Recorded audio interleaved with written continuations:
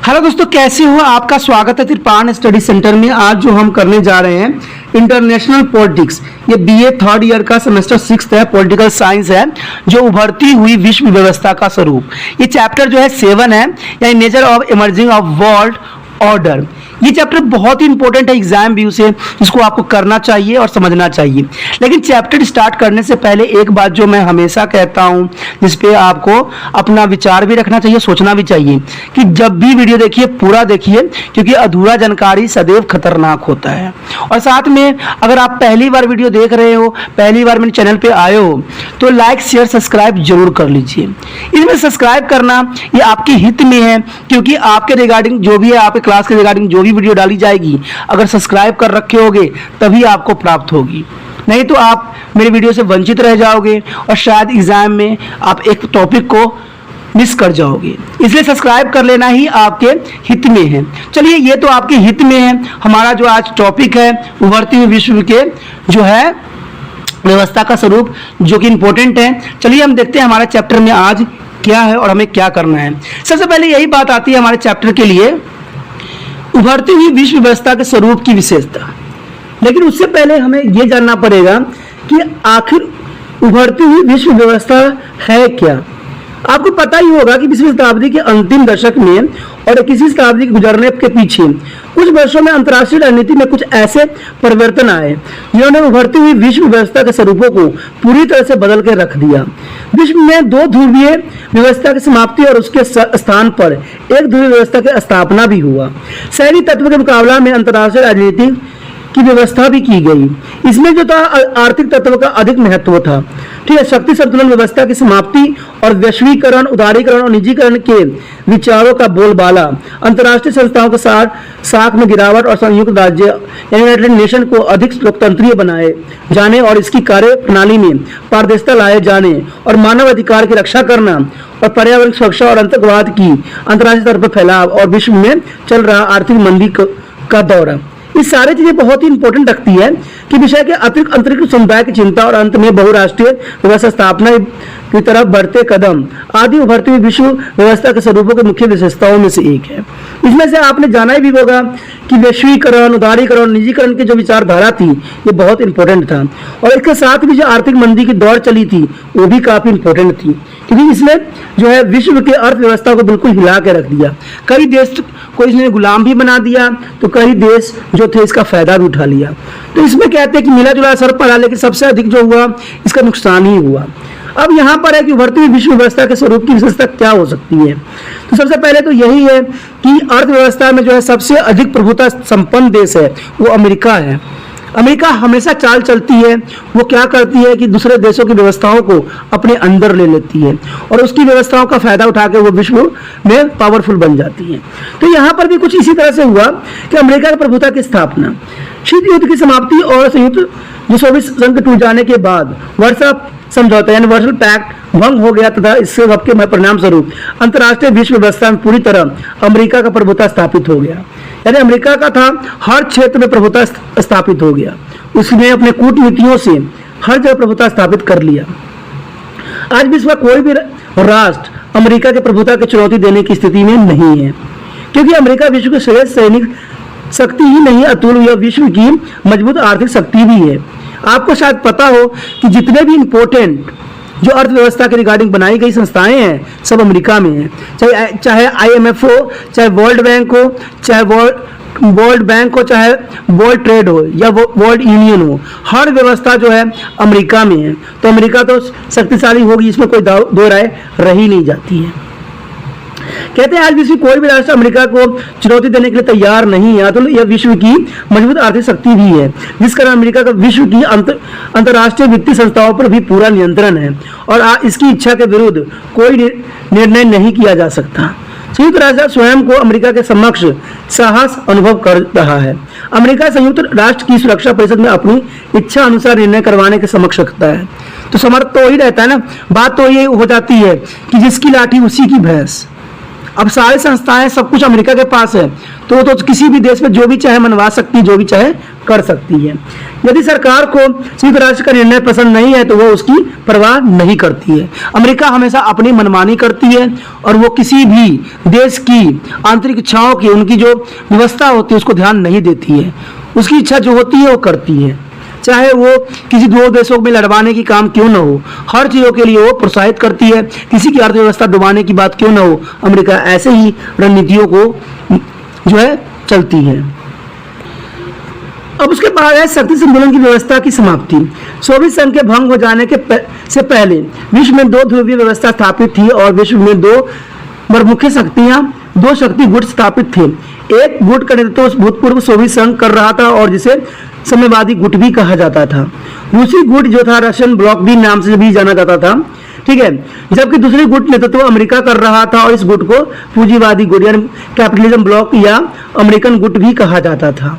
ये दोनों शक्तियां गुट यानी पावर ब्लॉक एक दूसरे के शक्ति संतुलन का काम करते थे, परंतु 1991 ईस्वी में सोवियत संघ के भंग हो जाने के बाद एक शक्ति गुट समाप्त हो गया तथा विश्व में केवल एकमात्र शक्ति गुट रह गया, जिसके परिणाम स्वरूप विश्व में शक्ति संतुलन की व्यवस्था समाप्त हो गई और जिस कारण से विश्व की काफी क्षति उठानी भी पड़ी। उसके बाद था एकमात्र सैनिक गठजोड़ नाटो स्थापित, यानी आपको पता है कि इसके रिगार्डिंग बहुत से पैक्ट बनाए गए थे जो सैनिक संगठन थी, लेकिन सबको भंग कर दिया गया। सिर्फ क्या रह गया? नाटो, यानी only one the military alliance is the NATO. शीत युद्ध के दौरान साम्यवादी का मुकाबला करने और इसके प्रभाव को सीमित करने के लिए 4 अप्रैल 1949 ईस्वी के संयुक्त राज्य अमेरिका के नेतृत्व में 12 देश के द्वारा मिलकर उत्तर अंटार्कटिका संधि संगठन यानी उत्तरी अंटार्कटिका संधि संगठन यानी नाटो यानी North Antarctic Treaty Organization NATO के नाम से एक सैनिक संगठन स्थापित किया गया। नाटो के मुकाबला के लिए सोवियत संघ द्वारा सोवियत देशों के साथ मिलकर एक वर्षा पैक्ट भी के नाम से बनाया गया संगठन स्थापित किया गया, परंतु 1991 ईस्वी में सोवियत संघ के भंग हो जाने के बाद वर्षा पैक्ट को भी भंग कर दिया गया। जबकि नाटो आज भी कायम है और रूस सहित पहले वर्षा पैक्ट के सदस्य देश आज नाटो के सदस्य बन गए हैं और आज विश्व के एकमात्र सैनिक संगठन कायम है जिसका हेडक्वार्टर बेल्जियम के शहर ब्रुसेल में है। यद्यपि वर्तमान स्थिति में नाटो की कोई जरूरत नहीं है, परंतु अमेरिका द्वारा इसे कायम ही नहीं रखा गया, अतुल इसका प्रसार भी किया जा रहा है। तो कह सकते हैं कि अमेरिका जो है नाटो के लिए बिल्कुल ही अग्रसर है इसको बढ़ाने के लिए और इसकी पावर का भी इस्तेमाल वो अच्छी भली भांति करना जानती है। उसके बाद था संयुक्त राष्ट्र के कम हो रही विश्वसनीयता यानी declined credibility of the United Nations. विश्व में अमेरिका का प्रभुत्व स्थापित हो जाने के साथ संयुक्त राष्ट्र की विश्वसनीयता पर भी संदेह किया जाने लग गया है, क्योंकि अनेकों स्थिति में संयुक्त राष्ट्र अपनी प्रभावशाली भूमिका निभाए जाने के असमर्थ रहा है और केवल एक सहज दर्शक ही की तरह स्थिति को बिगड़ते देखा जा रहा है, यानी बिगड़ रहा स्थिति को सुधारने की कोई भी प्रयत्न नहीं किया जा रहा है।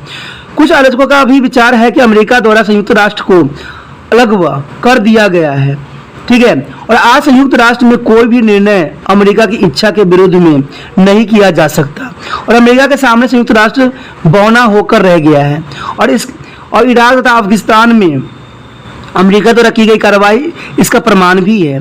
इराक में कार्रवाई किए जाने के से संयुक्त राष्ट्र द्वारा स्वीकृति नहीं दी गई थी, परंतु इसके होते हुए भी अमेरिका द्वारा अपने समर्थक देशों के साथ मिलकर इराक पर आक्रमण किया गया, जिसके परिणाम स्वरूप आज इराक अमेरिका और समस्त विश्व भुगत रहा है।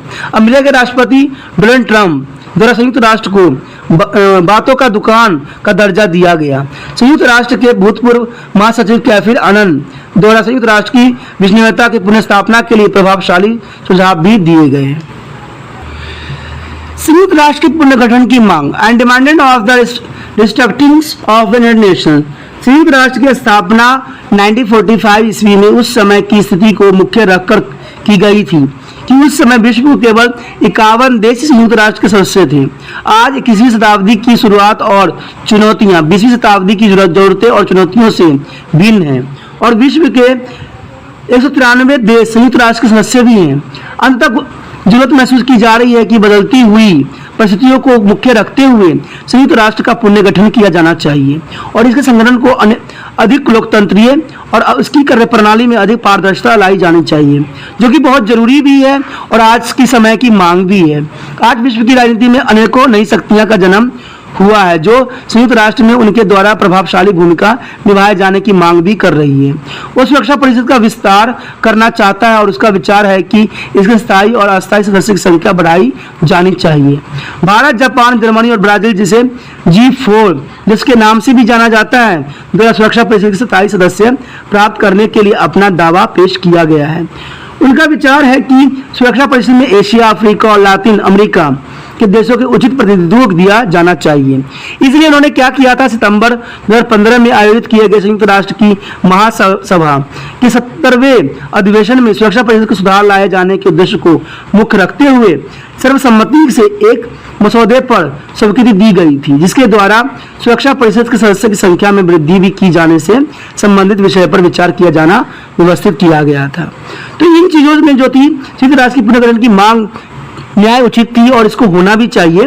इससे क्या होता है कि सभी देशों में संतुलित बन जाएगी और जो चुनौतियां दी गई है उसको शायद कहीं हद तक कम किया जा सकता है। उसके पश्चात है अंतर्राष्ट्रीय वित्तीय संस्थाओं पर अमेरिका का प्रभुत्व, यानी American dominance over to international finance institutions.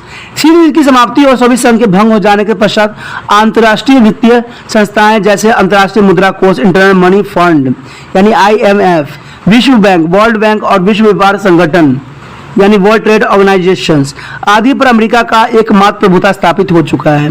यह वित्तीय संस्थाएं गरीबी और पिछड़े हुए देशों को वित्तीय सहायता प्रदान किए जाने और उन्हें सस्ती दरों पर ऋण प्रदान किए जाने के उद्देश्य को मुख्य रखकर स्थापित की गई थी, जबकि आज वे वित्तीय संस्थाएं अमेरिकी की कठपुतली सी बन रह गई है।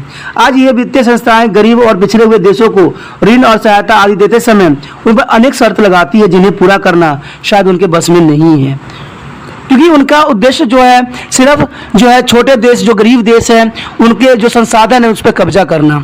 अमेरिका का ये जो बात है वो सदैव इसी बात पे रहती है कि जो संसाधन गरीब देशों के पास है उन पे वो अपना एकमात्र अधिकार समझती है, इसलिए उनको ऋण देती है और ऋण के कर्ज में उसको डुबोती है और डुबाने के बाद जो है उसका शोषण करती है। अमेरिका जो विचारधारा रखती है यही विचारधारा होता है।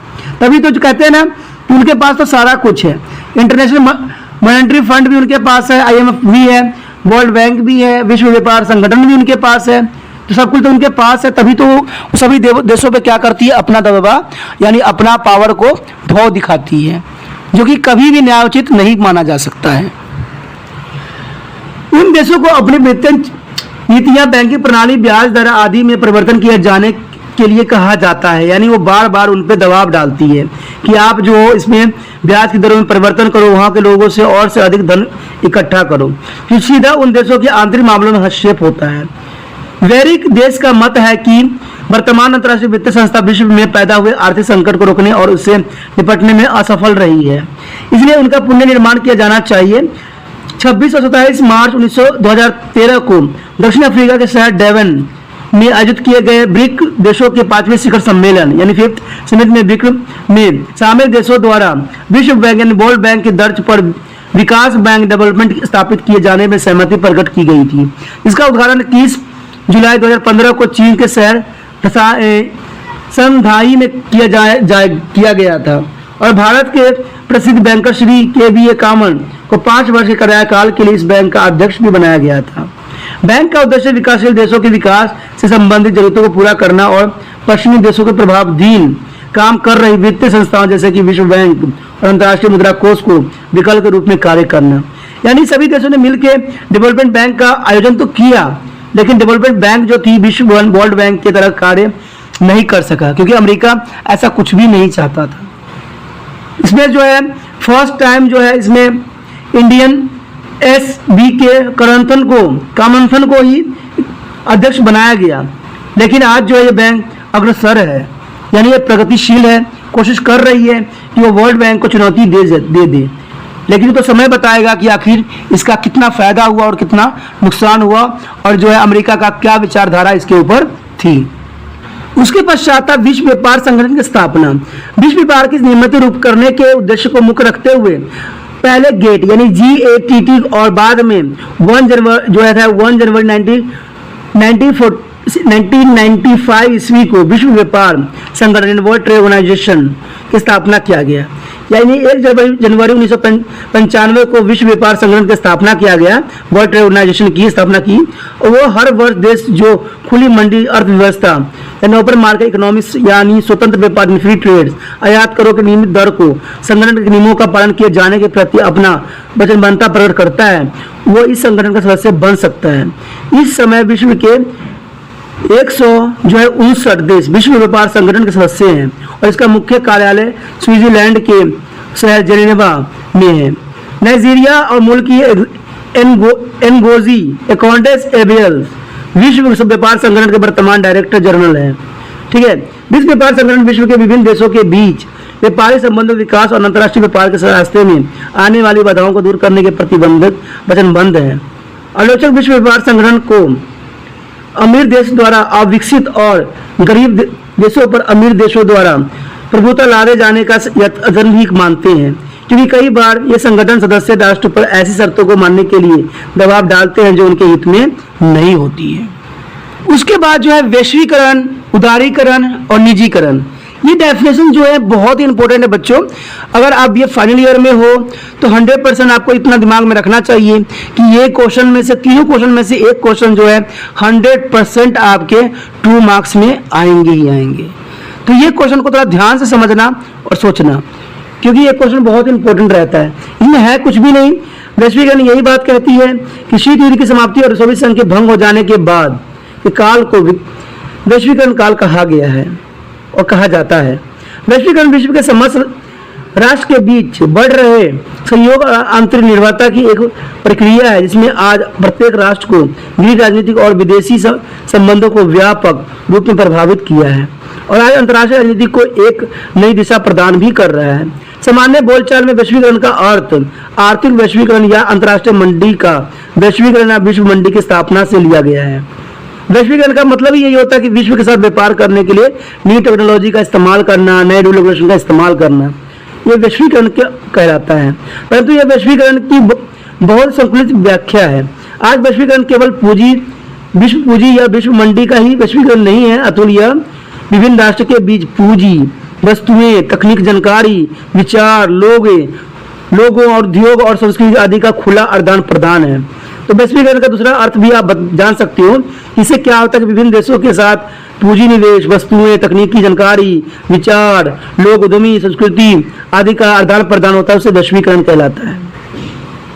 इस उद्देश्य की पूर्ति में अंतर्राष्ट्रीय वित्तीय संस्थाएं महत्वपूर्ण भूमिका निभा रही है। वैश्वीकरण के परिणाम स्वरूप समस्त विश्व ग्राम यानी ग्लोबल विलेज में बदल चुका है। यातायात के साधनों और जानकारी तकनीकों और इंटरनेट आदि के कारण विश्व बहुत छोटा सा हो गया है। उसके बाद था उदारीकरण यानी लिबरलाइजेशंस। वो तो लिबरलाइजेशन थी जो बहुत इंपॉर्टेंट थी, ये उदारीकरण है, लिबरलाइजेशन भी है।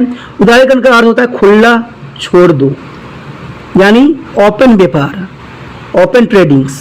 ठीक है, तो खुला छोड़ दो या मुक्त रहने दो या प्रतिबंधित का अभाव।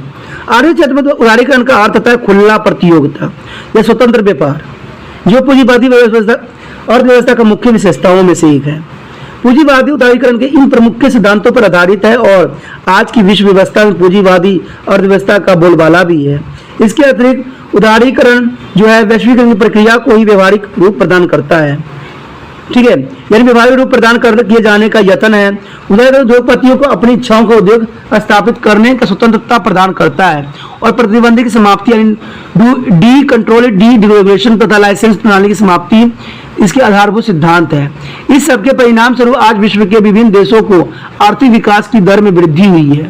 मंडी में वस्तु की बहुलता है, आज भोक्ताओं को अपनी पसंद की वस्तु चुनने में आसानी भी हुई है। तो ये सारी जो है उदासीकरण की वजह से हुआ है, उदारीकरण के कारण ही, आज लिबरलाइजेशन के कारण ही ऐसा सब कुछ देखने को मिलता है। उसके पश्चात आता है निजीकरण यानी प्राइवेटाइजेशन। निजीकरण भी आज की विश्व व्यवस्था की मुख्य विशेषताओं में से एक है। निजीकरण का अर्थ होता है सार्वजनिक क्षेत्र पर निजी क्षेत्र की प्राथमिकता, यानी जो सार्वजनिक क्षेत्र है उसमें निजी क्षेत्र को दे दिया जाना। The private to private sector to over to the public sector. इसमें उद्योगपति को अपनी इच्छानुसार उद्योग स्थापित करने की स्वतंत्रता होती है और सार्वजनिक क्षेत्र को निजी क्षेत्र के लिए पूरी तरह खोल दिया जाता है। आरंभ में तो सार्वजनिक क्षेत्र और निजी क्षेत्र में भागीदारी समाप्ति की जाती है, परंतु धीरे धीरे वो सार्वजनिक क्षेत्र को पूरी तरह से निजी क्षेत्र में बदल दिया जाता है। यानी एक सिंपल वर्ड में कह सकते हो कि जो सरकारी होती है, सरकारी कोई संस्था है, तो उसको धीरे धीरे क्या करते हैं, हम प्राइवेट सेक्टर को दे देते हैं। एग्जाम्पल के तौर पर रेलवे जो थी सरकारी थी, लेकिन सरकार की अब नीति ये है कि धीरे धीरे इसको प्राइवेट सेक्टर को दे दिया जाए।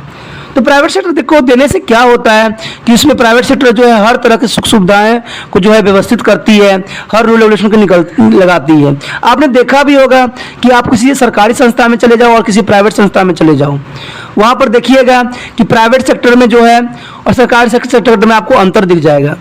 सरकारी सेक्टर में जाओगे तो आपको हर तरह से जो है वो दौड़ाएंगे, कभी आपको आधार कार्ड के लिए बुलाएंगे, कभी कुछ के लिए बुलाएंगे, आपको परेशान करते रहेंगे। लेकिन वही प्राइवेट सेक्टर में जाओगे तो आपको वेलकम करेंगे, कहेंगे आइए सर बैठिए, आपका काम हो जाएगा। तो सरकार इसलिए चाहती है कि जो सरकारी का जो धोब है, जो सरकारी नौकरी के धोब होते हैं व्यक्तियों के ऊपर, वो शायद न रहे। तो इसके लिए सबसे उचित जो है प्राइवेटाइजेशन करना ही है, क्योंकि प्राइवेटाइजेशन से ये होती है कि व्यक्ति जो होते हैं समय पर सारे काम कर लेते हैं। आपने देखा ही होगा कि व्यवस्था करना बहुत ही जरूरी हो जाती है। इसलिए जो है सरकार आज क्या कर रही है कि निजी क्षेत्र में बदल रही है, परंतु धीरे धीरे सार्वजनिक क्षेत्र को पूरी तरह से निजी क्षेत्र में बदल दिया गया है। आज निजी क्षेत्र के लिए एक सहायक, यानी आज सहायक की भूमिका निभाता है। उद्योगपतियों के लिए समस्त विश्व एक कर्मभूमि बन जाता है और उन्हें विश्व के किसी भी भाग में उद्योग स्थापित किए जाने की छूट होती है। और भारतीय उद्योगपति रतन टाटा द्वारा वर्तनीय की प्रसिद्ध स्टील कंपनी, यानी प्रसिद्ध स्टील कंपनी कोरस की, और लक्ष्मी मित्तल द्वारा फ्रांस की प्रसिद्ध स्टील कंपनी एस्टेलस को खरीद इस तथ्य के प्रमाण भी है कि उन्होंने विदेश की कंपनियों को भारतीय लोगों ने खरीद लिया। ट्रांसपोर्ट, जल आपूर्ति, बिजली और स्वास्थ्य सेवाएं, बीमा, शिक्षा, टेलीफोन आदि सेवाओं का निजीकरण कर दिया जाता है। विदेशी पूंजी निवेश को हर प्रकार की सुविधाएं प्रदान की जाती है। तो ये चीजें जो है कुछ हद तक हमारे हित के लिए भी है और आज जो है आधुनिक युग उसकी मांग भी है।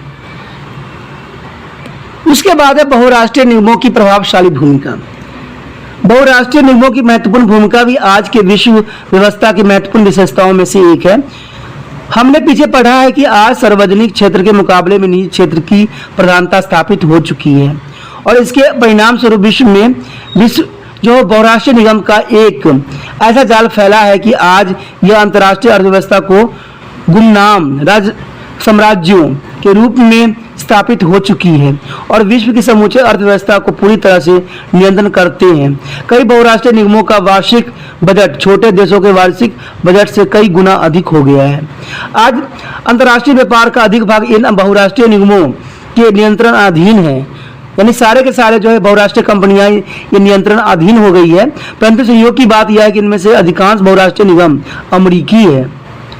तो मैं तो पहले ही कह चुका हूँ कि अमेरिका जो है भारत पे भी अपना कब्जा स्थापित करना चाहता है, इसलिए जो है पहले वो कंपनियों को यहाँ व्यवस्थित कर रही है कि यहाँ कंपनी व्यवस्थित रहेगी तो यहाँ के लोग जो है उसके आदी हो जाएंगे और इसके द्वारा ही अमेरिका को विश्व पर अपने प्रभाव का प्रसार का अवसर भी मिल जाता है। तो कहते हैं ना, यहाँ के जो देश के जो नेता है वो आंख बंद करके, उनको ये लगता है कि शायद वो इन चीज़ों को इग्नोर कर देंगे तो शायद बच जाएंगे, लेकिन उनको ये बात शायद एहसास नहीं है कि अमेरिका का तो ये धूर्त चाल है जो आज से नहीं कई दशक से ऐसे ही करती है। तो इसको शायद उनको अवसर देना इंडियन पॉलिटिकल का एक सबसे बड़ा एग्जाम्पल बन गया रह गया है। बहुराष्ट्रीय निगम विकासशील और गरीब देशों के लिए वरदान और अभिशाप दोनों ही है कि बहुराष्ट्रीय कंपनी जाती तो है लेकिन वहाँ पर क्या करती है, उस देश को खोखला करती चली जाती है, वहाँ के संसाधनों को पूरी तरह से तहस नहस कर देती है। तो यही तो मैं बात डायरेक्ट करना चाहता हूँ, अपनी निजी एक बात रहती है कि कभी भी सरकार को इन बातों पे ध्यान से सोचने की आवश्यकता है कि कौन हमारे हित के लिए कौन अहित के लिए है। तो देश में क्या करते हैं, बहुराष्ट्रीय कंपनी को निमंत्रण दे रहे हैं या बहुराष्ट्रीय कंपनियों में जितने भी सदस्य होते हैं सब के सब अंग्रेजी होते हैं या विदेशी ही होते हैं। भारतवासी तो सिर्फ वहाँ पर छोटे पद पे व्यवस्थित होते हैं। तो सरकार को आज के समय में ये करना चाहिए, जो नवयुवक हैं जिनके पास नॉलेज है, जो खोज करने में सक्षम होते हैं, तो उनको विदेश न भेज के, उनको विदेश न भिजवा के भारत में ही उनको हर तरह के प्रोत्साहन करना चाहिए, उनके टैलेंट का कदर करना चाहिए, उनकी तरह हर तरह की व्यवस्था करना चाहिए। कि भारत सरकार को सभी चीज़ों पर ध्यान न देके इन चीज़ों पर अगर ध्यान देती है तो भारत जो होगा कभी भी ये नहीं कहलाएगी कि प्रगतिशील देश है, ये बिल्कुल प्रगति हो जाएगी इसकी। लेकिन इस विचार को कौन पहुंचाए? उसके बाद हमारा आगे आ जाता है सूचना तकनीक का विश्व स्तर पर प्रसार, यानी global spread of information technology. आज विश्व की व्यवस्था में जो है सूचना तकनीक का विशेष महत्व है और इसमें विश्व के विभिन्न देशों को एक दूसरे के निकट लाने और देशों की दूरियों को कम करने में विशेष योगदान दिया है। समूचा तकनीक का वैश्वीकरण की प्रक्रिया के साथ बहुत निकट संबंध है और इस संबंध में जो है विचार प्रकट करते हुए मार्क कॉन्फ्रेंस ने इस बात जो क्लियर कर दिया था कि सूचना तकनीक और वैश्वीकरण दो नदियों की तरह है जिसमें आपस में मिलकर एक विशाल और तेज धारा के जन्म दिया है, जिसने सभी सीमाओं और बाधाओं को तोड़ दिया है, जिसमें कि ये सभी बहती थी। अब प्रश्न पैदा होता है कि आप बह के साथ चलोगे या फिर डूब जाओगे। तो यही बात है आज जो है मल्टीनेशनल कंपनियों के लिए कि बेसिकली हम जो है सूचना तकनीकों में जो है हम बिल्कुल ही बह चुके हैं। अब हम डूबेंगे कि उभरेंगे तो समय बताएगा, लेकिन कहते हैं ना कि सूचना टेक्नोलॉजी जो है, इंफॉर्मेशन टेक्नोलॉजी जो है हमारे लिए बहुत उपयोगी भी है, लेकिन कहते हैं ना इस उपयोग का गलत उपयोग नहीं किया जाना चाहिए, क्योंकि जो फायदेमंद है वो नुकसानदायक भी होती है। तो इन्होंने जो है मार्क फ्रांटी ने बिल्कुल ही क्लियर शब्दों में ये बात कह दिया और शायद उनकी बात आगे चल के सिद्ध भी हो। वैश्वीकरण की प्रक्रिया को गति प्रदान करने में सूचना तकनीक का विशेष योगदान रहा है। आज पलों में आप समस्त विश्व की जानकारी घर बैठे प्राप्त कर सकते हो। इसके अतिरिक्त आज विभिन्न मुद्दे अंतर्राष्ट्रीय स्तर पर बात या वीडियो कॉन्फ्रेंस द्वारा की जा सकती है। इसके अतिरिक्त सूचना तकनीक ने तो उद्योग, व्यापार और राज्य प्रबंधन, कूटनीति और अंतर्राष्ट्रीय संबंध आदि को परिभाषा ही बदल दी है, समझ दुनिया को मुट्ठी में बंद कर दिया है। तो ये बात तो सही है कि जो सूचना टेक्नोलॉजी इंफॉर्मेशन टेक्नोलॉजी हमारे लिए एक वरदान सिद्ध हुआ है, लेकिन इसको वरदान को हमें वरदान रहने दिया जाए तो ही अच्छा है, इसको अभी शराब में कन्वर्ट ना किया जाए। उसके बाद है विकसित और विकासशील देशों की आंतरिक निर्भरता, यानी इंडिपेंडेंट एंड डेवलपिंग कंट्रीज। वर्तमान वैश्वीकरण के परिणाम से उभरती हुई विश्व व्यवस्था में विकास और विकासशील देशों को एक दूसरे पर निर्भर बना दिया है। जहां विकसित देश राष्ट्र के पास निवेश के लिए आंतरिक धन और विकासशील तकनीक है, वहां विकासशील देश राष्ट्रों के पास कच्चा माल के भरपूर कुमारे भंडार है, श्रम है।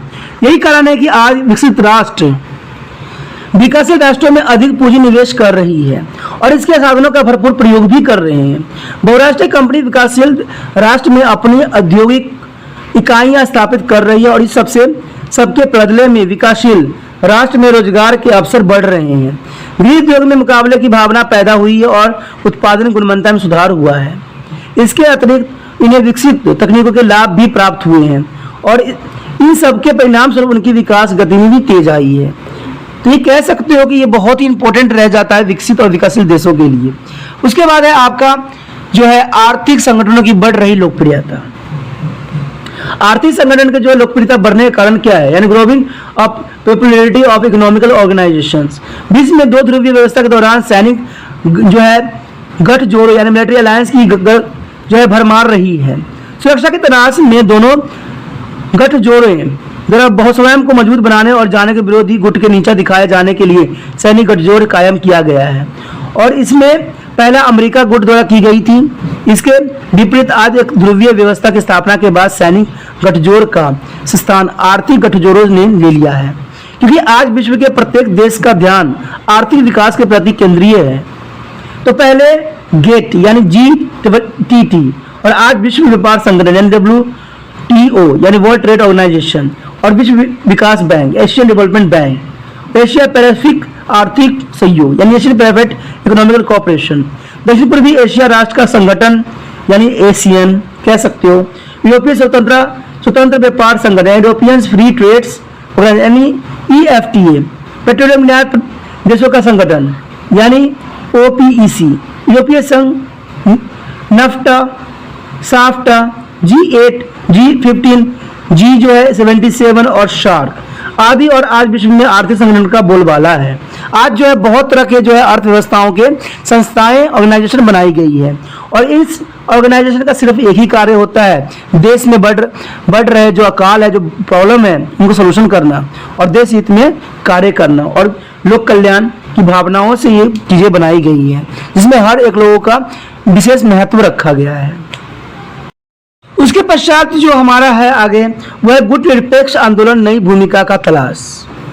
स्वयं को शक्ति गुटों के राजनीति से अलग रखे जाने के उद्देश्य को मुख्य रखकर 20वीं शताब्दी के मध्य में भारत, इंडोनेशिया, मिस्र और यूगोस्लाविया के नेताओं ने मिलकर एक तीसरी दुनिया के देशों के लिए गुट निरपेक्षता का विचार पेश किया था और गुट निरपेक्ष देशों का पहला शिखर सम्मेलन सितंबर 1961 में यूगोस्लाविया की राजधानी बेलग्रेड में हुआ था, जिसमें 25 देशों के प्रतिनिधियों द्वारा भाग लिया गया था। धीरे धीरे इस आंदोलन की लोकप्रियता बढ़ती गई और इसके 18वें शिखर सम्मेलन जो कि 25 से 26 अक्टूबर 2019 को बाकू, अजरबैजान में आयोजित किया गया था, उसमें 120 देशों के प्रतिनिधि द्वारा भाग लिया गया था। आरंभ में गुट निरपेक्ष आंदोलन का बहुत लोकप्रिय हुआ था क्योंकि यह आंदोलन शीत युद्ध और दो ध्रुवीय व्यवस्था के विरोध में थे, परंतु विश्व में शीत युद्ध और दो ध्रुवीय व्यवस्था की समाप्ति के बाद गुट निरपेक्ष आंदोलन को प्रासंगिकता पर प्रश्न उठ खड़े हुए थे।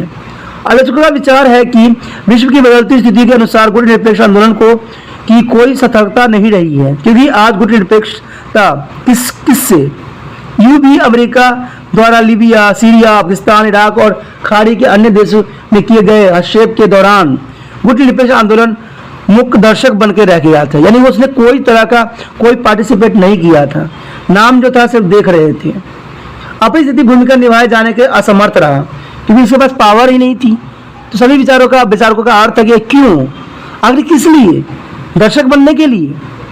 आज गुट निरपेक्ष आंदोलन अपने लिए नई भूमिका तलाश रहा है ताकि विश्व में इसकी समर्थक बनी रहे, लेकिन इसको बनाया जाए तब ना, सिर्फ इसको बना दिया गया है और जो है नाम किसी देश की शांति की स्थापना में भी कुछ भी नहीं बोल सकता, सिर्फ एक दर्शक के रूप में देखी जा रहा है, सोची जा रहा है और विचार होती जा रही है।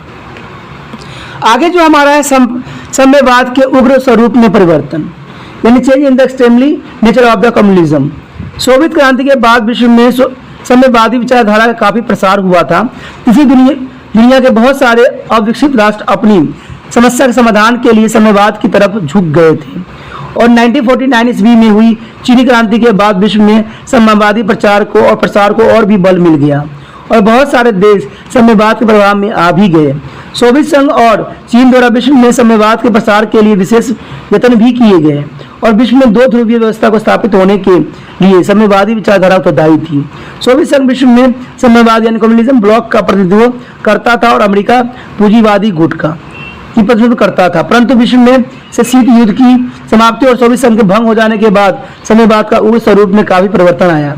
यहाँ पे चीन आज भी विश्व में साम्यवादी विचारधारा का किला बनकर कायम है, परंतु आज चीन में भी साम्यवाद का उदारीकरण हो गया है।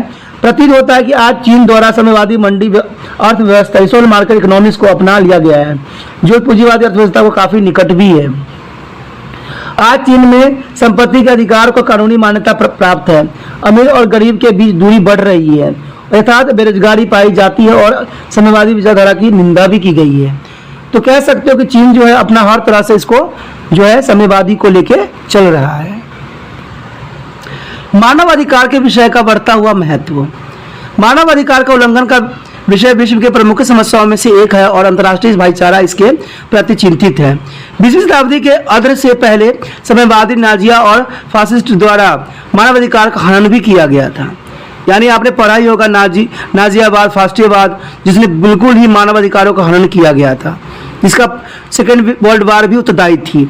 इस दर्दनाक स्थिति को देखते हुए संयुक्त राष्ट्र की महासभा द्वारा 10 अक्टूबर 1948 को मानवाधिकार की विशेष व्यापी घोषणा भी किया था, universal declaration of the human right जारी की गई थी। फिर जो सेकेंड विश्व युद्ध के कारण बना था, यानी जो फर्स्टलिज्म था और जो आपका नाजिज्म था, जिसकी वजह से जो है विश्व युद्ध हुआ, तो इसमें वजह से जो है मानव अधिकारों का बहुत ही बुरी तरह से हनन किया गया था। तो इसके लिए जो है उन्होंने universal declaration of human right बनाया। मानव अधिकार की रक्षा सदस्य और राष्ट्र का दायित्व निश्चित किया गया। इसमें इस अधिकार के प्रहारी के लिए संयुक्त राष्ट्र द्वारा मानव अधिकार आयोग यानी ह्यूमन राइट कमीशन का भी गठन किया गया। परंतु इस सभी प्रबंधनों से होते हुए भी सारे विश्व में मानव अधिकार का उल्लंघन होता आ रहा है। आज भली भांति जानते हैं कि दक्षिण अफ्रीका के नेता नेल्सन मंडेला जो थे को अपने नागरिकों के लोकतांत्रिक अधिकारों के बहाली के लिए 28 वर्ष जेल की सलाखों के पीछे बंद रहना पड़ा था। आप नेल्सन मंडेला के बारे में जानते भी हो, पढ़े भी होंगे 9th क्लास में या ठीक है, जहां पर आज समस्त विश्व मानवाधिकार के घोर उल्लंघन के प्रति चिंतित है। मानवाधिकार की घोषणा को लागू करवाए जाने के उद्देश्य को मुख्य रखते हुए संयुक्त राष्ट्र द्वारा अनेकों प्रतिज्ञा पत्र जारी किए गए। मार्च 2006 में संयुक्त राष्ट्र की महासभा द्वारा मानव अधिकार को रक्षा और विकास के लिए मानव अधिकार आयोग की स्थापना भी की गई, जिसमें 47 सदस्य मानवाधिकार परिषद के स्थापना की घोषणा भी की गई थी। इसके बाद अमनेस्टी इंटरनेशनल में एक गैर सरकारी संस्था और जिसका मुख्य कार्यालय लंदन में है, भी मानव अधिकार के प्रहरी के रूप में काम कर रही है। उसके बाद जो था पर्यावरण की सुरक्षा का विषय बहुत ही गंभीर रही है और इस पे हर देश ने अपना आवाज उठाया है, लेकिन किया किसी देशों ने कुछ भी नहीं है।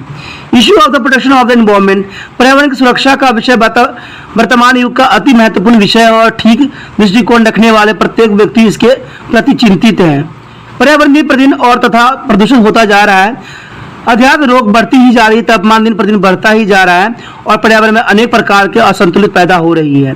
बेमौसम गर्मी, बेमौसम सर्दी और बेमौसम वर्षा आदि सब इसके परिणाम स्वरूप ही है। यद्यपि पर्यावरण के प्रदूषण का संकट कई वर्षों से गंभीर समस्या बनकर चेतावनी दे रही है, परंतु इसे दृष्टिगत किया जा रहा है, यानी लोग इसको नजरअंदाज कर रहे हैं। वास्तव में स्वार्थ और लाभों के लालसा ने व्यक्तियों को अंधा कर दिया रखा है। प्राकृतिक ने धरती पर जन जीवन की सुरक्षा के लिए धरती की सतह से लगभग 20 से 30 किलोमीटर ऊपर गैसों की एक तह बनाई है, जिसे ओजोन कहते हैं। ओजोन की तह का घनत्व 15 से 40 किलोमीटर तक है और यह सूर्य के निकलने वाली हानिकारक किरणों के बुरे प्रभावों को धरती पर रहने वाली प्राणियों को और जीव जंतुओं को रक्षा करती है। आज इस आयोजन के तह यानी ओजोन लेयर में बड़े बड़े छेद हो गए हैं और कई जगह से यह तह बहुत ही पतली हो गई है, जिसका कारण सूर्य से निकलने वाली हानिकारक किरणें सीधे धरती में पहुंच रही है, जो भी जीव जग को समाप्त करने की क्षमता भी रखती है। बेशक ही आज जो है विश्व में लोग विश्व युद्ध करे, लड़ाई करे, झगड़े करे, लेकिन जहां पर्यावरण ने इनको एक बार अगर क्रोधित हुआ तो इनके झगड़े लड़ाई तो सीमित रह जाएंगे, एक ही सेकंड में जो है पूरा धरती तहस नहस हो जाएगी। अभी भी है समय सुधरने की। पर्यावरण को बिगड़ने में सबसे अधिक योगदान विकसित राष्ट्रों का ही है, जबकि वह अपने से इस दायित्व को गरीब और जो है अविकसित राष्ट्रों पर थोप रहे हैं। उन्होंने बड़े बड़े राष्ट्र जो है विश्व युद्ध करवा रहे हैं, बड़े बड़े राष्ट्र जो है आपस में लड़ रहे हैं, मर रहे हैं, कट रहे हैं और इसका जो है छोटे देशों पर इनका ठिकरा जो है थोप रहे हैं। संयुक्त राष्ट्र पर्यावरण की सुरक्षा के लिए बहुत से नियम रेगुलेशन बनाए गए हैं, विभिन्न भागों में सम्मेलन भी किए गए हैं और विश्व का ध्यान पर्यावरण सुरक्षा के विषय की तरफ दिलाने के लिए यत्न भी किए गए हैं, परंतु इस उद्देश्य की पूर्ति के लिए विकसित राष्ट्रों की ईमानदारी की जरूरत है। आज उनको सिर्फ बोलने की जरूरत नहीं है, उन पर कदम उठाने की आवश्यकता है। आज संयुक्त राष्ट्र के संरक्षण में दिसंबर 2015 में पेरिस में आयोजित किए गए शिखर सम्मेलन में, जिनमें विश्व के 195 लगभग प्रतिनिधियों द्वारा भाग लिया गया, सभी देश वैश्विक तापमान में 2 डिग्री सेल्सियस कमी किए जाने पर हस्तक्षेप हो गए हैं और यह समझ 2020 से लागू होगा। समझौते के अनुसार 2020 के विकसित राष्ट्रों द्वारा विकासशील राष्ट्रों को पर्यावरण को संकट में से निपटने के लिए 2020 के प्रतिवर्ष और $100 अरब की सहायता भी दिए जाने की वादा को लागू किया गया था। लेकिन कहते हैं अप्रैल 2016 तक भारत सहित 170 के लगभग राष्ट्र द्वारा पर्यावरण से संबंधित पेरिस समझौता पर हस्ताक्षर भी किए गए थे। संयुक्त राष्ट्र के संरक्षण में 30 अक्टूबर 2021 से लेकर 22 नवंबर 2021 तक बर्तानिया से शहर ग्लासगो में पर्यावरण संबंधी मुद्दे पर विचार करने के लिए पर्यावरण सम्मेलन क्लाइमेट समिट आयोजन भी किया गया था। इस सम्मेलन में कोपा या 26 या संबंधित देशों को 26 में सम्मिलित के नाम भी दिया गया था। इस सम्मेलन में 2015 से पेरिस सम्मेलन के निर्णय के पूरी तरह लागू भी किया गया था और आर्थिक विकास और पर्यावरण संबंधी मुद्दों पर भी विचार किया जा रहा है। लेकिन विकसित राष्ट्रों को द्वारा मांग की गई है कि उन्हें पर्यावरण में संबंधित मुद्दे से निपटने के लिए उपयुक्त राष्ट्र द्वारा तकनीकी और वित्तीय सहायता प्रदान की जानी चाहिए। लेकिन आपको क्या लगता है, जहां पर लोग जो है परमाणु बम की बात कर रहे हैं, एक दूसरे पर परमाणु बम गिरा रहे हैं, आए दिन लड़ रहे हैं, झगड़ रहे हैं, ठीक है, पर्यावरण को प्रदूषित कर रहे हैं, क्या ऐसा संभव होगा? शायद कभी नहीं होगा। हम सिर्फ इस पे बातें कर रहे हैं, खुद ठोस कदम नहीं उठा रहे हैं।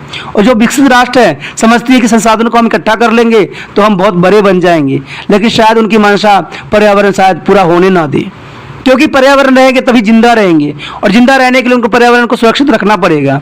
लेकिन वो तो आए दिन कोई न कोई युद्ध की जो है आग लगा रही है, चारों तरफ युद्ध की वातावरण बना रहे हैं, सांप्रदायिक दंगा फसाद कर रहे हैं, पर्यावरण को नुकसान पहुंचा रहे हैं। लालच ने इनकी इतनी बढ़ गई है कि इन्होंने पर्यावरण की तरफ बिल्कुल ही ध्यान देना ही छोड़ दिया है। सिर्फ वो सम्मेलन कर रही है, सम्मेलन कर रही है, सम्मेलन कर रही है, लेकिन सम्मेलन करने से कुछ नहीं होगा। इस पे ठोस कदम उठाने की आवश्यकता है। चलिए, ये तो समय बताएगा क्या होगा, हमारा तो आगे क्या है देखते हैं। उसके पश्चात आता है आतंकवाद का वैश्वीकरण। यद्यपि आतंकवाद पुरानी समस्या है, परंतु 20वीं शताब्दी के अंतिम दशक में इसने एक गंभीर रूप धारण कर लिया है और आज विश्व शांति के लिए सबसे बड़ा खतरा बन गया है। आज विश्व में कोई भी देश इसके बुरे प्रभावों को अछूता नहीं है। शीत युद्ध के दौरान अमेरिका द्वारा साम्यवाद के प्रसार को रोकने और विभिन्न देशों में सोवियत सेनाओं को रोकने के लिए मुसलमान जिहादी को तैयार किया गया था। आज यही मुसलमान जिहाद ही सारे विश्व में आतंकवाद के प्रसार के लिए तो दायी है, और अमेरिका जैसे शक्तिशाली देश को भी वह चुनौती दे रहा है। धार्मिक नेता, धार्मिक स्थान और सभी सेवाएं जैसे कि बस, रेल, हवाई यात्रा, महत्वपूर्ण व्यापारिक केंद्र, संसद भवन और विधान पालिका आदि आतंकवादियों का निशाना बने हैं। इसके परिणाम स्वरूप आज तक लाखों लोग मारे जा चुके हैं और करोड़ों रुपये संपत्ति क्षति हो चुकी है। 11 दिसंबर 2001 को अमेरिका के विश्व व्यापार केंद्र पर आतंकवादी आक्रमण के बाद विश्व का ध्यान इस समस्या की तरफ खींच गया और इसके बाद अमेरिका द्वारा विभिन्न देशों में आतंकवादियों के ठिकाने पर आक्रमण किए गए और अमेरिकी गठजोड़ द्वारा अफगानिस्तान और ईरान पर किया गया आक्रमण इसी कड़ी का एक भाग था। भारत भी लंबे समय से आतंकवाद का सामना कर रहा है और आज तक भारत में 1 लाख के लगभग लोग आतंकवाद के भेंट चढ़ चुके हैं। इसलिए यह विश्व की अत्यंत गंभीर समस्याओं में जिसकी समाप्ति के लिए विश्व के सभी देशों को सामूहिक यत्नों की जरूरत है। 26 नवंबर 2008 को भारत की वित्तीय राजधानी मुंबई पर किए गए आतंकवादी आक्रमण के परिणाम स्वरूप 183 के लगभग लोग मारे गए थे और 327 लोग के लगभग घायल हो गए थे। मरने वालों में 22 व्यक्ति विदेशी भी थे और कहते हैं कि 21 फरवरी 2013 को आतंकवादी द्वारा हैदराबाद में 2 बम धमाके किए गए थे, जिनमें से 18 व्यक्ति मारे गए थे और अन्य लोग जख्मी भी हुए थे। इस प्रकार लगातार भारत को आतंकवाद का संताप झेलना ही पड़ रहा है। 16 अप्रैल 2013 को अमेरिका के शहर वेस्टन में आतंकवादी द्वारा 2 बम धमाके किए गए थे, जिसके परिणाम स्वरूप वेस्टर्न मैराथन दौड़ पर आतंकवादी द्वारा आक्रमण किया गया था, जिसमें 3 अमेरिकी मारे गए थे और 170 के लोग जख्मी हो गए थे। 16 दिसंबर 2014 को आतंकवादी द्वारा पाकिस्तान के बाहर पेशावर में एक स्कूल पर आक्रमण किया गया था, जिसमें से 132 लोग विद्यार्थी और 9 अध्यापक मारे गए। तो इस तरह से देखा जाए तो आतंकवादी हमले बार बार होते रहे हैं और सारे देश इस पर चिंता भी जाहिर करती है, लेकिन इनका चिंता कहीं हद तक सार्थक सिद्ध नहीं होता है। यानी आतंकवादी पे कंट्रोल लगाने में सारे देश जो है असमर्थ रहे हैं और उनका जो किया गया कार्य भी विफल होकर रह गया है। उसके पश्चात यूरोप के एकीकरण का यत्न। हम जानते हैं कि वर्ष तक अंतर्राष्ट्रीय संबंधों के यूरोप का प्रभुत्व स्थापित रहा था, परंतु दूसरे महायुद्ध के दौरान यूरोपीय राष्ट्र को हुए क्षति के परिणाम स्वरूप उनका यह प्रभुत्व लगभग समाप्त हो गई।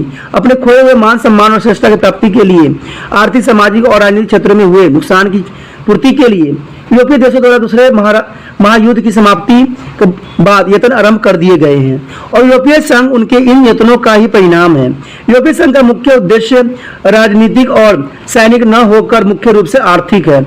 आज यूरोप के 27 देश इस संघ के सदस्य हैं, जिनकी एक यूरोपीय संघ, यूरोपीय मंत्री परिषद और यूरोपीय आयोग है। इसके इन देशों के एक संयुक्त यूरोपीय न्यायालय अदालत भी है। आज यूरोपीय संघ में शामिल देशों को यूरो के नाम से भी करेंसी उपलब्ध है। संघ में शामिल राष्ट्रों के सदस्यों को एक दूसरे देशों में आने जाने की पूरी तरह से छूट है और इस राष्ट्र द्वारा आपस में व्यापारिक प्रतिबंध का काफी सीमा तक ढीला भी कर दिया हुआ है, यानी ढीला काफी कर दिया है। आज यूरोपीय संघ में नमूने पर विश्व के विभिन्न क्षेत्र में अनेकों क्षेत्रीय अंतर्राष्ट्रीय संगठन का निर्माण भी किया जा रहा है।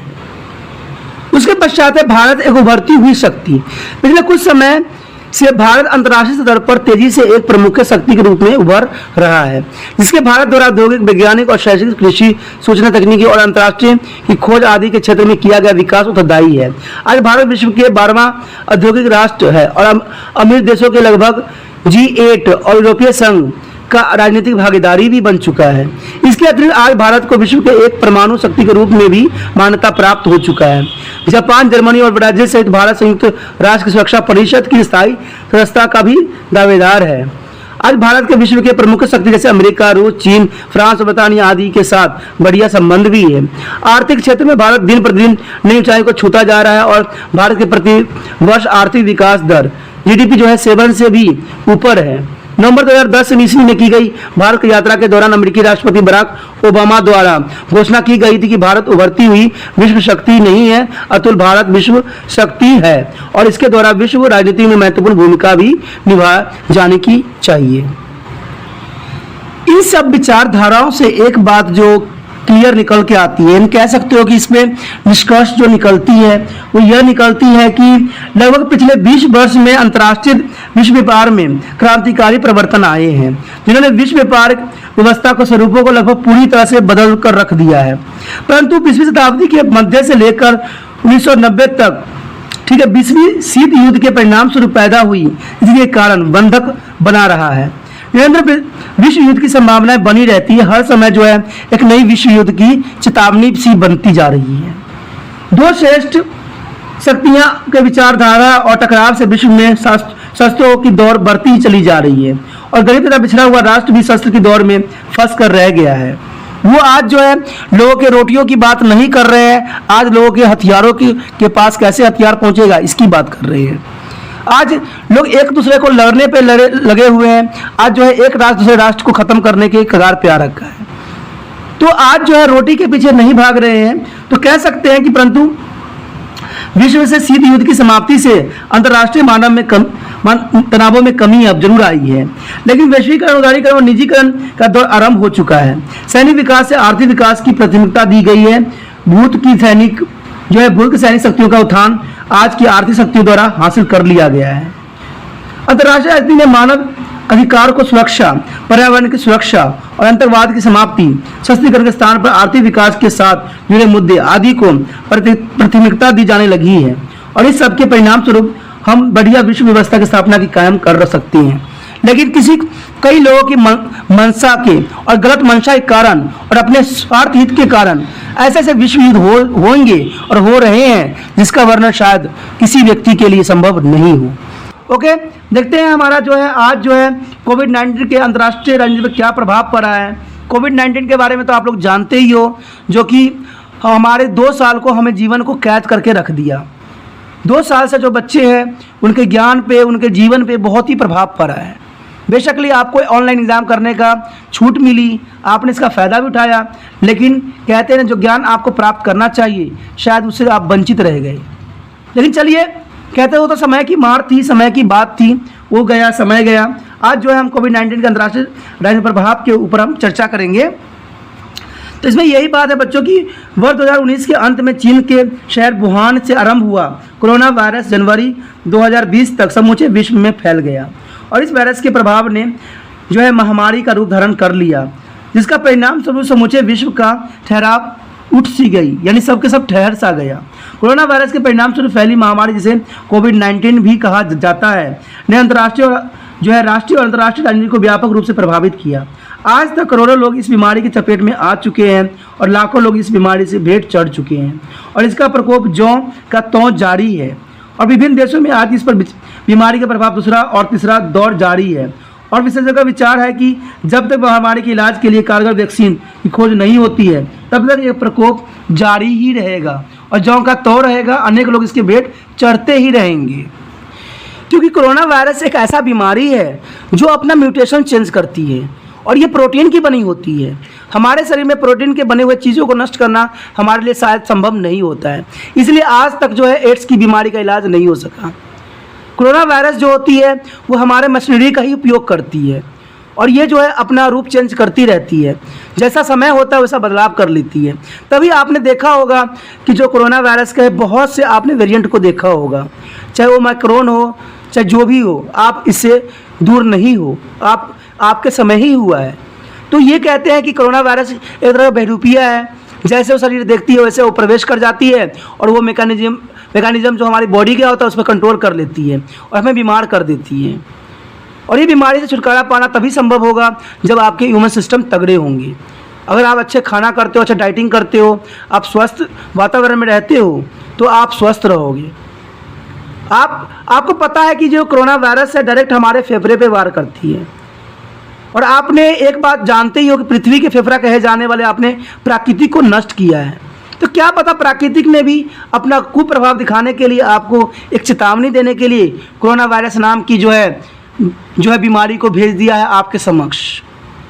क्योंकि जिस तरह पृथ्वी के पर जो है पर्यावरण के जो है पेड़ पौधे जो है फेफड़े कहलाते हैं, उनको हमने दिन प्रतिदिन जो है नष्ट करते जा रहे हैं, उसी प्रकार जो है जो कोरोना वायरस है हमारे शरीर के जो महत्वपूर्ण अंग होता है फेफड़ा, उसी पे ही अटैक करता है। तो दोनों में बहुत ही जो है असमंजस की बात नहीं है, दोनों बहुत ही क्लियर बात है कि हम दूसरे को नुकसान पहुंचाएंगे तो हमें नुकसान पहुंचाने वालों की भी कमी नहीं है। शायद कोरोना वायरस यही बात सिखाने की कोशिश हमें कर रही है। लेकिन इसका प्रभाव आप सोचते होंगे कि सिर्फ गरीब देशों पे पड़ा होगा या जो लाचार है अर्थव्यवस्था में उन पे पड़ा होगा, लेकिन नहीं दोस्तों, ये जो है अमेरिका को भी कमर तोड़ के रख दिया। अमेरिका सहित यूरोप के अनेक विकसित राष्ट्र इस महामारी के फैलने के लिए चीन को दोषी मानते हैं और अमेरिका राष्ट्रपति डोनाल्ड ट्रंप द्वारा तो ये वायरस को चीनी वायरस का नाम भी दिया गया। उनका विचार है कि इसकी उच्च स्तरीय जांच होनी चाहिए कि क्या यह वायरस चीन द्वारा जानबूझकर फैलाया गया था या प्राकृतिक महामारी थी ये।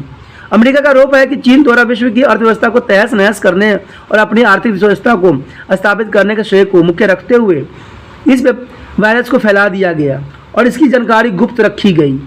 अमेरिकी इसलिए विश्व स्वास्थ्य संगठन यानी वर्ल्ड हेल्थ ऑर्गेनाइजेशन को चीन का सहयोगी मानता है और विश्व व्यापार संगठन द्वारा समय रहते जानकारी विश्व को नहीं दी जाती गई।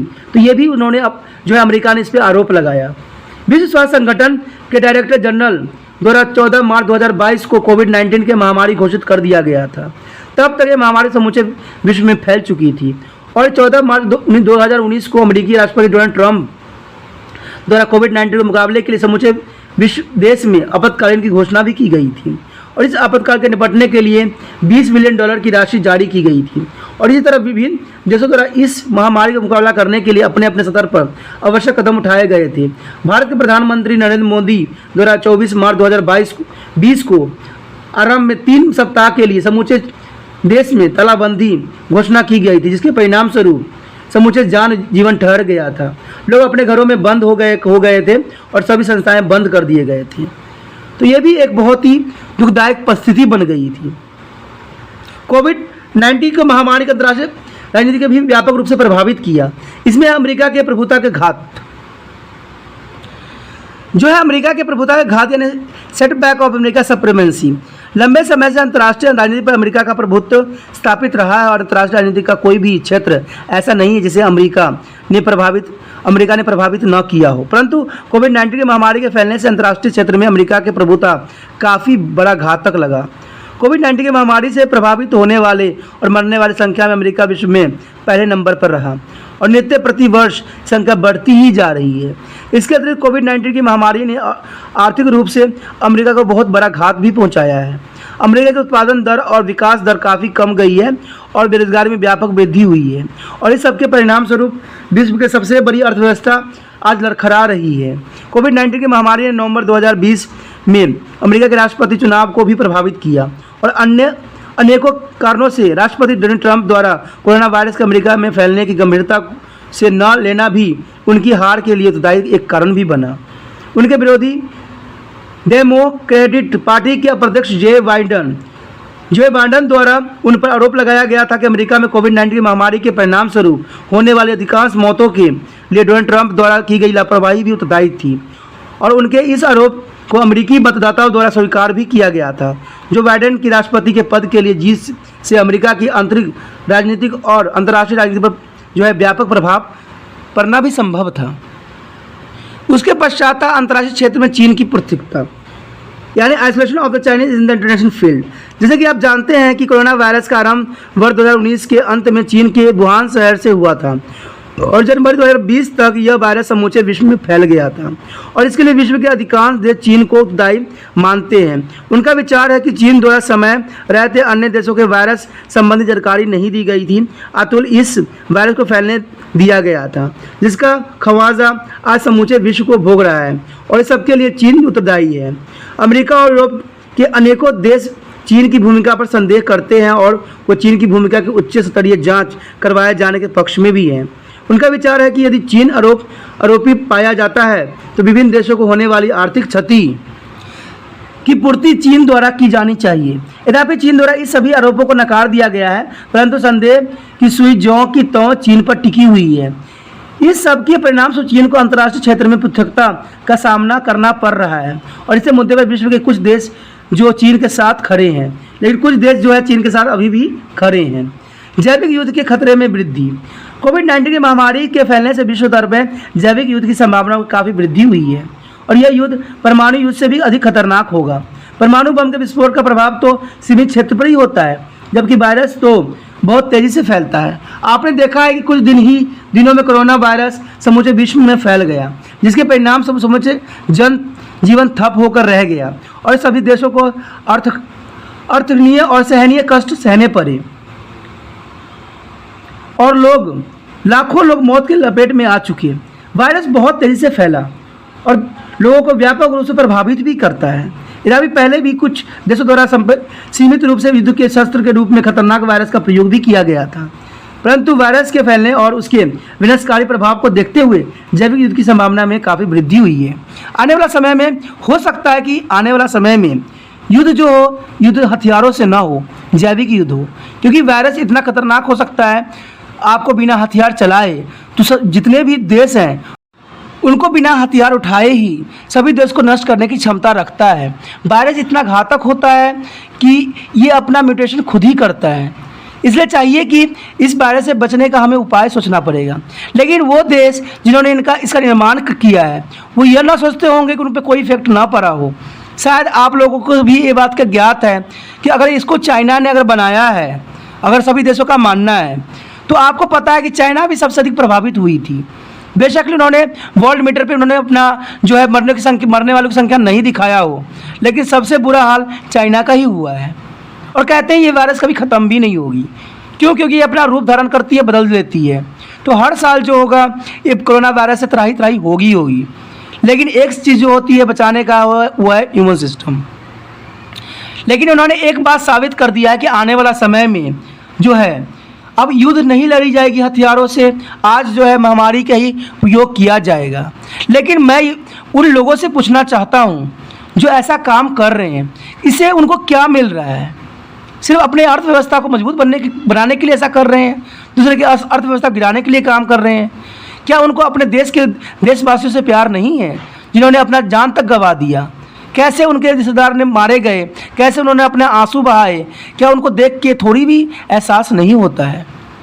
कोरोना वायरस दोस्तों बहुत ही घातक है और मैं यही कहता हूँ, किसी भी देश को सलाह देना चाहता हूँ कि ऐसा हथियार विकसित करने से पहले आप 100 बार सोचिए, क्योंकि आप भी एक मनुष्य हो और मनुष्य के लिए जो मनुष्य मरता है वही मनुष्य कहलाता है, न कि दूसरे को मार के अपने आप को राजा बनाता है।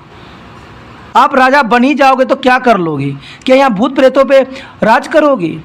जब इंसान नहीं रहेगी, इंसान की जाति नहीं रहेगी, तो आप किस पे राज करोगे? और किसी को तकलीफ देख के आपको क्या मिलेगा? लेकिन कहते हैं ना कि जैविक हथियार जो है ये बहुत ही घातक है और आने वाला समय में अगर लोगों की जो मंशा अपना कंप्लीट किया और इन्होंने इस ऐसे और भी घातक जो है वायरस का निर्माण किया तो शायद वो मानव सभ्यता की जो अस्तित्व है शायद नष्ट हो जाए।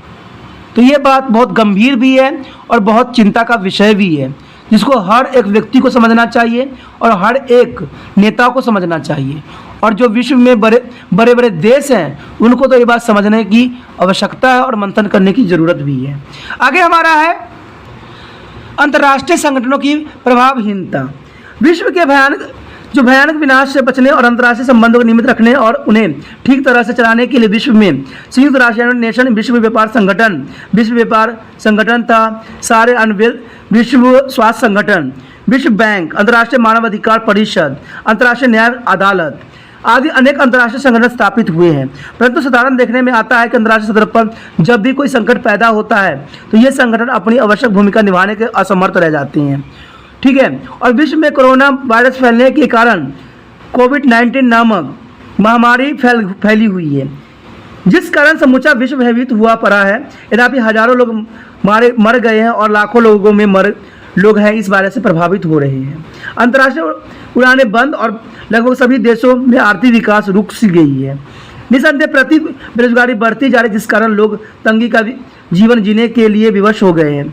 जबकि अंतर्राष्ट्रीय संगठन इस बीमारी को फैलने से रोकने और पीड़ित लोगों को सहायता पहुंचाने में असमर्थ रही है। इसी कारण इस संगठनों ने कालागुजारी पर विभिन्न देशों द्वारा जो है किंतु परंतु जो है किया जा रहा है। आज सब देश जो है किंतु परंतु कर रहे हैं, लेकिन इसका जो है सही समर्थक नहीं निकाल रहे हैं, सही अर्थ नहीं निकाल रहे हैं। इन संगठनों के मुकाबले में विभिन्न गैर जो है सरकारी संगठन एनजीओ की कालागुजारी काफ़ी सराहनीय रही है। इसमें जो महत्वपूर्ण योगदान है वो एनजीओ का है। ठीक है, जो एनजीओ ने जो सरकारी संगठन नहीं है, जो गैर सरकारी संगठन है, उन्होंने बहुत ही विश्वसनीय योगदान दिया है और सभी देशों को जो महामारी में लड़ने में बहुत ही अपनी महत्वपूर्ण योगदान दिया है।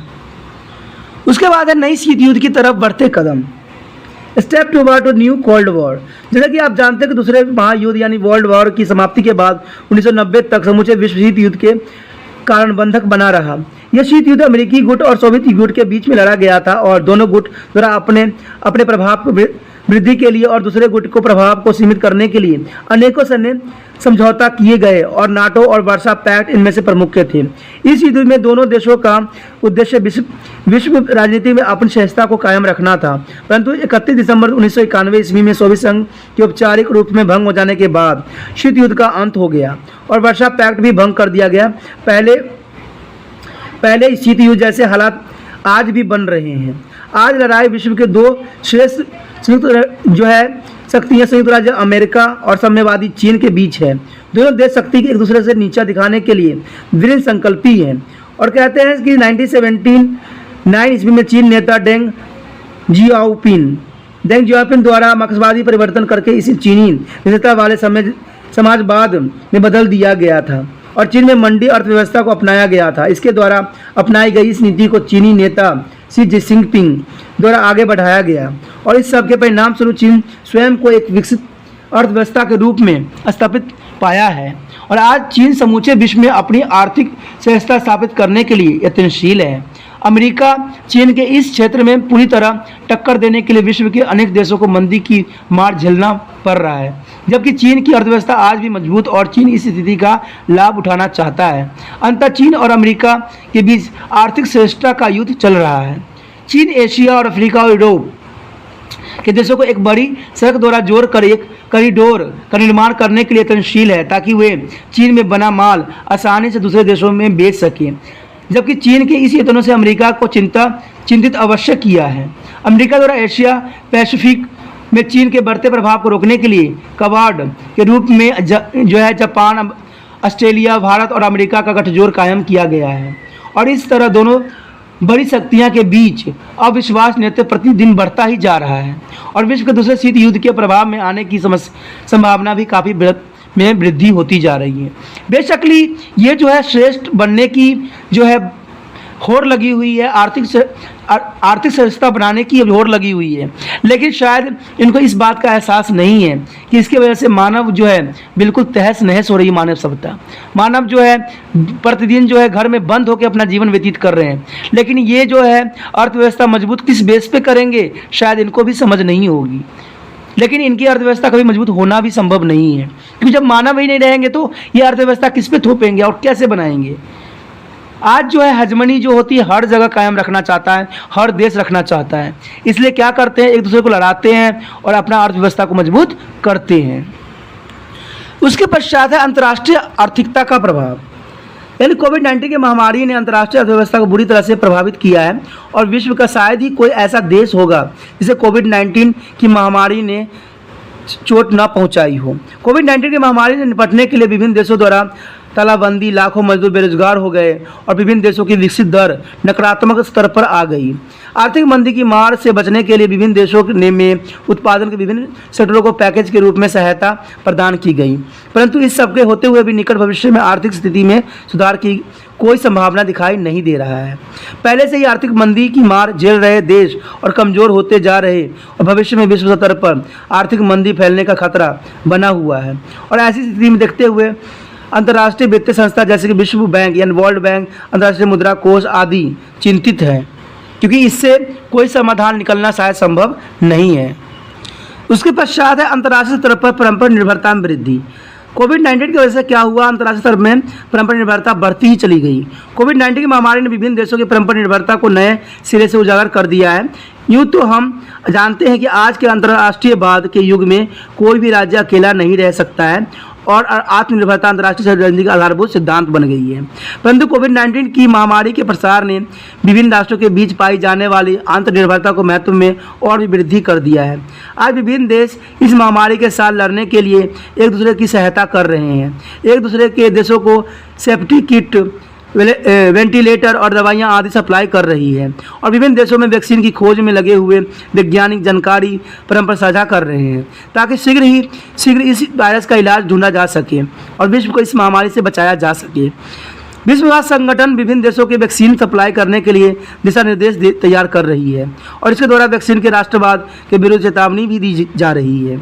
तो कहते हैं कि हर देश जो है इसको आज जो है परंपरा आत्मनिर्भर बना दिया है, क्योंकि कोई भी देश खुद इस बीमारी का मुकाबला करना सक्षम नहीं है।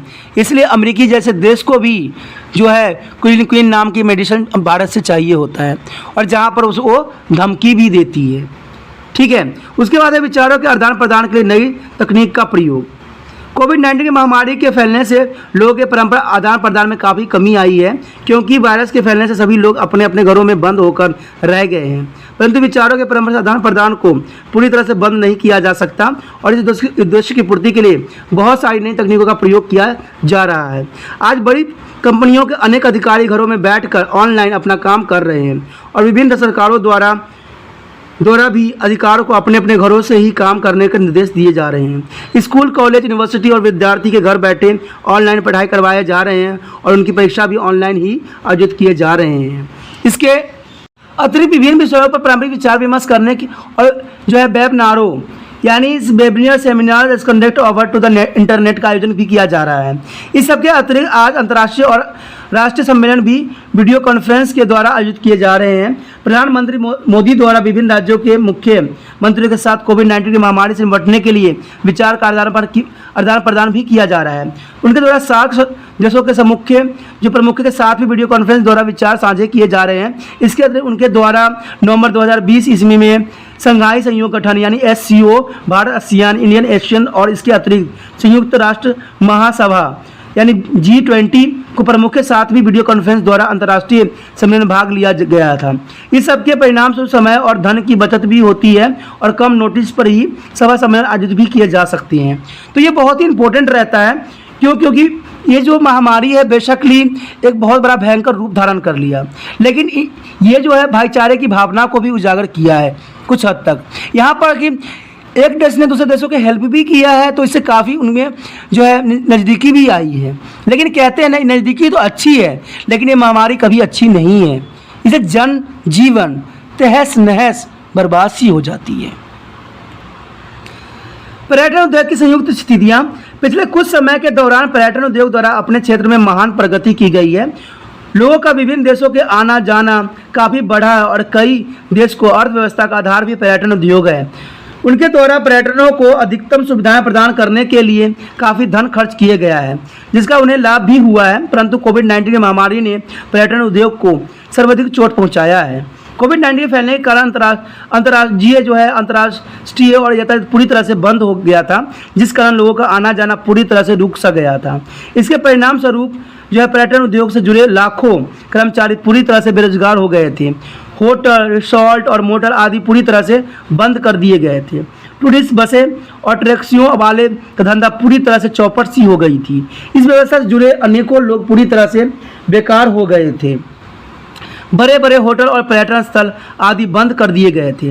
पर्यटन उद्योग से जुड़े अन्य स्थान जैसे कि सिनेमाघर, म्यूजियम, चिड़ियाघर, संस्कृति केंद्र आदि भी बंद हो गए थे और सांस्कृतिक कार्यक्रम के आयोजन को पूरी तरह से विराम सा लग गया था।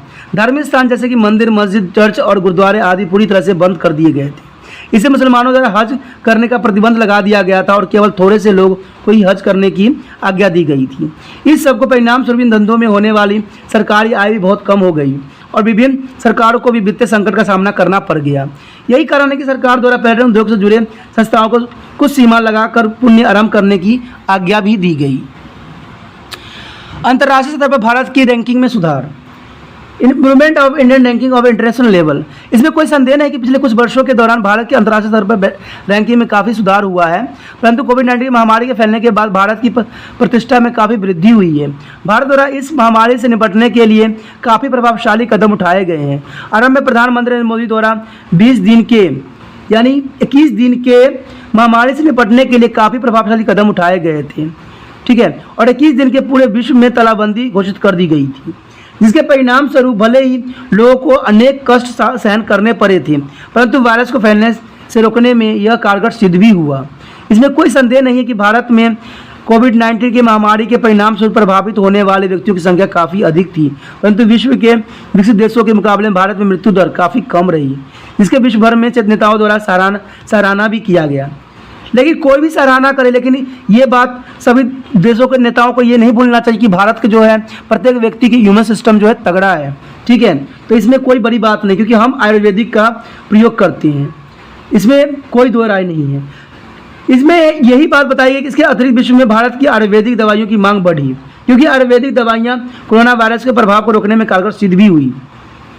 आज विश्व में हल्की काली मिर्च, अदरक, तुलसी, लौंग और च्यवनप्राश आदि की मांग में काफ़ी वृद्धि हुई है। आज अमेरिका, बर्तानिया और कनाडा आदि देशों भारत को G7 के देशों के समूह में शामिल किए जाने की इच्छुक है, जिसके परिणाम स्वरूप भारत को विश्व की विकसित आर्थिक शक्तियों के साथ संयुक्त करने के अवसर भी मिलेगा, जिसका भारत को लाभ भी होगा। यद्यपि आलोचक का विचार है कि अमेरिका आदि देश ऐसा विश्व राजनीति में चीन को अकेला करने के लिए कर रहे हैं, लेकिन ये बात कौन जानता है कि किसकी मंशा क्या है, ये तो समय ही बताएगा, परंतु इसका लाभ भारत को अवश्य ही मिलेगा। भारत एशिया की उभरती हुई शक्ति है और आज विश्व इस तथ्य को स्वीकार कर रहा है और इस सभी कार्यों के कारण जो है विश्व में भारत में नजरअंदाज नहीं किया जा सकता। चीन के अन्य सभी सुरक्षा परिषद का स्थायी सदस्य भारत को सुरक्षा परिषद का स्थायी सदस्य बनाए जाने के पक्ष में है। आशा है की जाती है कि भारत की यह इच्छा भी शीघ्र पूरी हो जाएगी। अंततः हम निश्चितता से कह सकते हैं कि कोविड-19 की महामारी ने भारत के अंतर्राष्ट्रीय स्तर पर अपनी स्थिति को मजबूत करने में के अवसर प्रदान भी किए हैं और इसमें कोई दो राय भी नहीं है। इस सब विचारों से जो भी निष्कर्ष निकलता है, जो भी बात सामने आती है, बेशक भारत के लिए ये जो है काफ़ी व्यापार का रास्ता खोल दिया हो, लेकिन कहते हैं ना कि किसी के मृत्यु के ऊपर अपना व्यापार तलाश करना कहीं भी न्याय उचित नहीं है। जहाँ पर इतने लोग मृत्यु के कगार पे पहुँच गए, इतने बुरा हुआ, उस पर हम अपने व्यापार के हम जो है रास्ते तलाश नहीं कर सकते। तो इसलिए जो है इसका आप निष्कर्ष यही निकल सकता है। आप इसका निष्कर्ष इस प्रकार जो है एग्जाम में लिख सकते हो कि हम कह सकते हैं कोविड-19 की महामारी ने जहां प्रत्येक व्यक्ति और प्रत्येक देश को प्रभावित किया, वहीं इसने अंतर्राष्ट्रीय संबंध और अंतर्राष्ट्रीय राजनीति को भी व्यापक रूप से प्रभावित किया। इससे पहले भी विश्व में महामारी फैली रही है और फैलती रहेगी, परंतु उन्होंने विश्व के सभी देशों के जनजीवन की इतना प्रभावित नहीं किया जितना कि कोरोना वायरस के फैलने से हुई। इस महामारी ने सभी देशों को प्रभावित किया। हमने पीछे पढ़ा भी है कि अमेरिका जैसे अति शक्तिशाली देश और बर्तानिया, फ्रांस, जर्मनी आदि विश्व की विकसित आर्थिक शक्तियां सहित विश्व के सभी देश इस महामारी से प्रभावित किए हैं। आज अफ्रीका की श्रेष्ठता को भी चोट पहुंची है, क्योंकि विश्व में कोरोना वायरस से प्रभावित होने वाले और मरने वाले लोगों की संख्या सर्वाधिक अमेरिका की ही है। आज अमेरिका के जो है कोरोना वायरस ने कमर तोड़ के रख दिया है। शायद क्या पता चीन की ये चालगुजारी हो और उसने इन्हीं कारणों से ऐसे वायरस जो है मानव के लिए खतरनाक वायरस का निर्माण भी किया। चीन द्वारा अमेरिका की आर्थिक श्रेष्ठता को चुनौती भी दी गई इसमें, और अमेरिका द्वारा अंतर्राष्ट्रीय मंच पर चीन को अलग थलग करने का प्रयास भी किया जा रहा है। दूसरी ओर महायुद्ध के बाद अमेरिका और सोवियत संघ के बीच लंबे समय तक शीत युद्ध जारी रहा। आज अमेरिका और चीन के बीच शीत युद्ध का आरंभ हो चुका है और दोनों देश शक्तियों एक दूसरे के अंतर्राष्ट्रीय प्रभाव को सीमित करने का प्रयत्नशील कर रहे हैं। तो कहते हैं ना, इस लड़ाई में कहीं जो है दूसरा लोग फायदा ना उठा ले। इसी के साथ दोस्तों जो है हमारा कोविड-19 जो विषय है ख़त्म हो रहा है। जो हमारा natural emerging of world order था यानी चैप्टर थी वो ख़त्म हो रहा है। अगर आपने अच्छा लगा वीडियो तो दोस्तों लाइक शेयर सब्सक्राइब जरूर कीजिए। अगर वीडियो पहली बार देख रहे हो तो इसको ज़रूर ही सब्सक्राइब कर लो, क्योंकि ये वीडियो जो है जल्दी रिसर्च में नहीं आता है, ठीक है। क्योंकि अगर आपको नाम भी अगर याद हो जाता है कि त्रिपान नाम है इसका, स्टडी सेंटर नाम है, तो आप जब भी रिसर्च करोगे तो त्रिपस आ जाएगा, तो आप कन्फ्यूज़ हो जाओगे भाई कि ये चैनल है ही नहीं। इसे सब्सक्राइब कर लेने में ही आपको फ़ायदा है, ठीक है। आपने जो त्रिपान स्टडी सेंटर के साथ समय व्यतीत किया, इसलिए त्रिपान स्टडी सेंटर हमेशा आपका आभारी रहेगा। अगर आपको आभार व्यक्त करना है तो इसको सब्सक्राइब कर लीजिए, क्योंकि त्रिपान स्टडी सेंटर का सिर्फ एक ही उद्देश्य है कि हर बच्चा इससे जुड़े, हर बच्चा को इसको फ़ायदा हो, तभी जाके हमारा देश अच्छा होगा। अगर आप इस बात से समर्थ करते हो तो इसको अपने जो है व्हाट्सएप ग्रुप पे लगाइए और अपने दोस्तों के साथ शेयर कीजिए। ओके दोस्तों, अपना ध्यान रखना, बाय।